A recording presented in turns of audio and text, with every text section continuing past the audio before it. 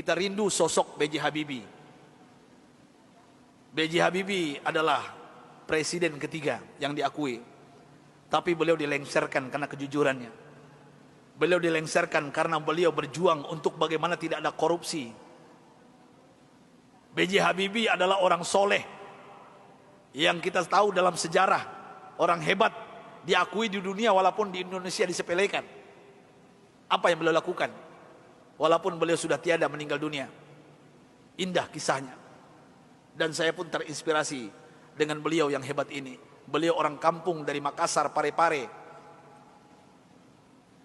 suatu ibu kota hari ini, Parepare. Saya pernah diundang ke sana oleh wali kotanya. Saya lihat patungnya Habibie dan Ainun, dan ternyata beliau orang kampung, orang biasa, orang sederhana. Allah berikan kecerdasan di otaknya. Kenapa? Kita merindukan sosok pemimpin pejabat seperti beliau, yang tidak durhaka kepada orang tuanya, memuliakan orang tuanya, tidak pencitraan belaka. Dan hebatnya lagi ketika beliau ke ITB meloncat kuliahnya. Dan hebatnya lagi ketika beliau melanjutkan studinya ke Jerman. Disinilah saya pribadi mendapatkan inspirasi. Pesawat terbang Bapak Ibu yang kita naik itu, di ketinggian tertentu kalau nggak pas bikinnya bisa retak, Pak. Pesawat itu bisa retak. Siapa yang bisa menyelesaikan itu? B.J. Habibie, Pak. Di dunia yang bisa menyelesaikannya B.J. Habibie. Sampai beliau digelari oleh teman-temannya di Jerman apa? Mr. Crack, Mr. Retak. Bukan retak otaknya, Pak. Nah, pejabat kita yang banyak retak otaknya, Pak. Ini maksud saya apa? Pesawat yang retak itu beliau bisa menyelesaikannya. Ini kehebatan Habibie yang mungkin dilupakan oleh bangsa ini. Tapi ada yang lucu, aneh bin ajaib, ternyata beliau bukan orang tercerdas di dunia. Sampai beliau di Jerman, apa yang terjadi? Beliau tidak pernah ranking 1, ranking 2. Beliau ranking 3. Sampai beliau cemburu kepada 2 orang yang ranking 1, ranking 2. Dan ini orang Yahudi, Pak. Orang kafir, laki dan perempuan. Saking herannya beliau, padahal beliau apa yang beliau isi itu benar semuanya. Tapi saking penasarannya, bertanya kepada Yahudi 2 ini. Apa kata beliau? Aku mau tanya kepada kalian berdua, apa rahasianya sampai kalian hebat di dunia ranking 1, ranking 2? Saya kenapa tetap ranking 3? Apa jawaban Yahudi 2 ini, laki dan perempuan ini? Oh, Rudi. Beliau dipanggil Rudi, bukan Habibie.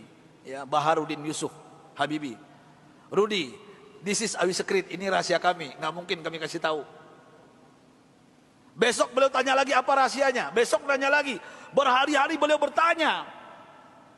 Akhirnya bosan Yahudi 2 ini. Sampai Yahudi ini mengatakan, Bapak Ibu, rahasianya. Come here, Rudi. Sini Rudi, kami mau mengatakan kepada engkau, tahukah engkau rahasia? Kenapa kami cerdas? Kenapa kami ranking 1, ranking 2 hebat? Apa jawabannya? Ini yang membuat B.J. Habibie malu dan meneteskan air mata. Pahlawan yang hebat ini, ketika Yahudi ini mengatakan, kami di sepertiga malam terakhir, jam 3 bahasa kita di Jakarta, bangun. Setelah itu kami mandi. Setelah mandi kami pakai baju yang wangi. Setelah itu kami ambil Al-Quran. Kami baca Al-Quran. Kaget B.J. Habibie. You read Al-Quran? Yes. Kalian kan kafir Yahudi, kenapa baca Al-Quran? Kami yakin dengan Al-Quran. Walaupun kami tidak mempercayai Al-Quran, mempercayai Islam, tapi kami yakin dengan Al-Quran. Heran B.J. Habibie, orang kafir Yahudi yang juara 1, juara 2 di Jerman ini, setiap jam 3 pagi mandi, pakai minyak wangi, baca Quran. Apa jawaban mereka? Kami baca Quran. Tahukah engkau Rudi, setelah kami baca Al-Quran, saraf kami ini rileks, otak kami cerdas, metabolisme tubuh kami dahsyat, imun. Nah ini bapak-bapak, ibu-ibu yang takut dengan corona, ini bukan saya yang ngomong, ini orang kafir yang ngomong ini. Ya. Imunitas kami naik tinggi. Kenapa? Al-Quran. Al-Quran kami baca. Sampai B.J. Habibie nggak yakin, nggak percaya. Apa kata Yahudi berdua ini Bapak Ibu? Kalau kalian nggak yakin, silakan. Surah apa? Kami baca. Ternyata Yahudi berdua ini hafal Quran, Pak. Apa saat itu jawaban B.J. Habibie? Thank you very much, my brother, my sister. Beliau pulang ke kosannya, ke kontrakannya. Sampai di kosan di kontrakan, beliau sujud menangis. Rasanya tertampar wajah beliau, malu beliau, padahal beliau beragama Islam, orang kafir. Jam 3 bangun mandi, baca Quran. Mulai saat itu bapak-bapak dan ibu-ibu, saya ingin berbicara pahlawan satu ini, orang hebat ini.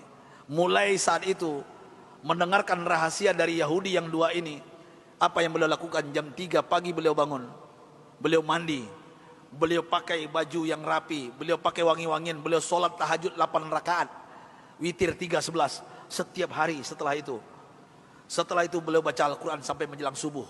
Kalau orang kafir tadi nggak sholat karena bukan Islam, langsung baca Quran. Dan apa yang terjadi keajaiban, Bapak Ibu yang dimuliakan Allah Subhanahu wa taala, Allahu Akbar. Keajaiban ini terjadi. Semenjak itu, setelah itu B.J. Habibie berubah menjadi ranking 1. Yahudi yang 2 tadi turun ke bawah. Dan orang Yahudi berdua ini menyesal memberikan rahasia kepada B.J. Habibie. Artinya apa? Kalau ingin merdeka kita di Indonesia, jangan tinggalkan Al-Quran. Kalau ingin sukses anak-anak kita, bapak ibu, cucu kita, sampaikan kepada mereka Al-Quran adalah obatnya.